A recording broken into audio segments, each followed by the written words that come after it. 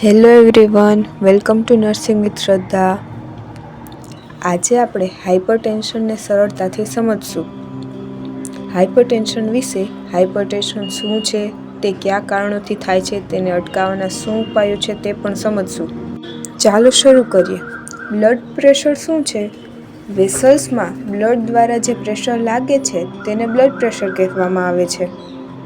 તે બે ટાઈપના હોય છે, સિસ્ટોલિક પ્રેશર અને ડાયસ્ટોલિક પ્રેશર. સિસ્ટોલિક પ્રેશર એટલે હાર્ટ જ્યારે સિસ્ટોલ થાય અને ડાયસ્ટોલિક પ્રેશર એટલે કે હાર્ટ જ્યારે ડાયસ્ટોલ અથવા રિલેક્સ થાય તે દરમિયાન બ્લડ થ્રુ લાગતું વેસલ્સમાં પ્રેશર, તેને બ્લડ પ્રેશર કહેવાય છે. જો આ પ્રેશર વધી જાય તો હાઇપરટેન્શન અને જો ઘટી જાય તો હાઇપોટેન્શન.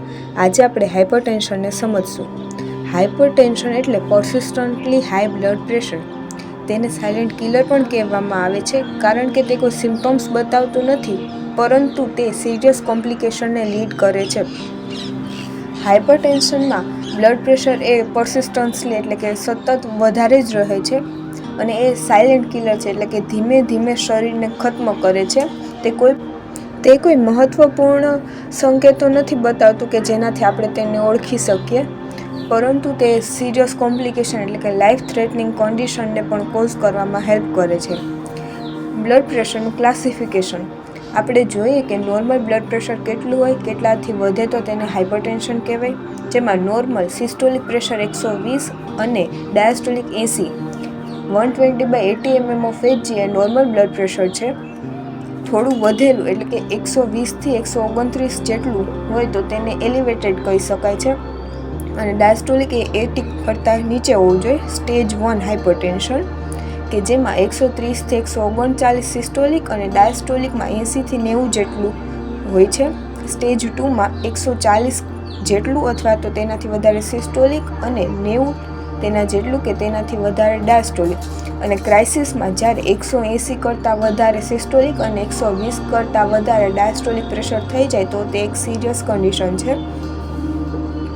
હાઇપરટેન્શનને બે ટાઈપમાં ડિવાઈડ કરવામાં આવે છે, પ્રાઇમરી હાઇપરટેન્શન અને સેકન્ડરી હાઇપરટેન્શન. પ્રાઇમરી હાઇપરટેન્શનમાં કોઈ ક્લિયર કોઝ હોતો નથી.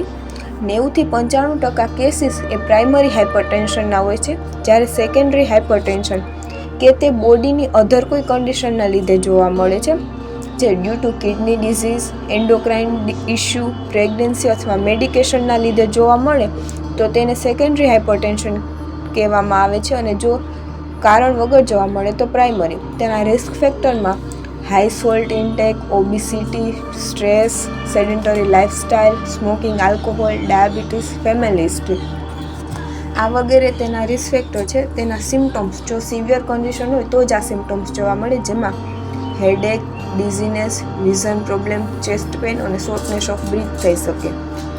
હાઇપરટેન્શનના કોમ્પ્લિકેશનમાં હાર્ટ અટેક જોવા મળી શકે, સ્ટ્રોક એટલે કે બ્રેઇન અટેક જોવા મળી શકે, કિડની ફેલિયર, આઈ ડેમેજ અને હાર્ટ ફેલિયર પણ જોવા મળી શકે.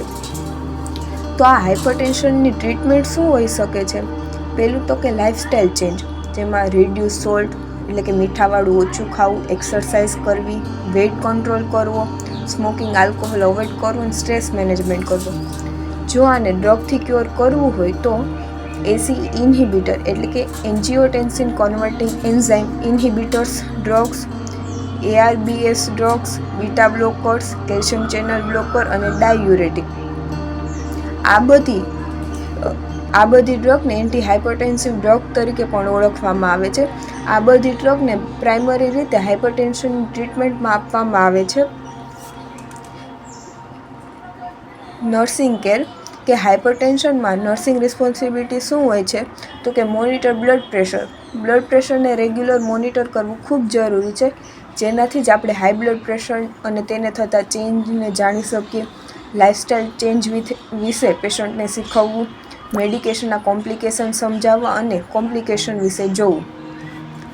Thank you for watching. જો તમને મારો વિડીયો ગમ્યો હોય તો લાઇક, શેર અને સબસ્ક્રાઈબ કરવાનું ભૂલતા નહીં. જલ્દી મળીશું આપણા નેક્સ્ટ વિડીયો સાથે. Thank you.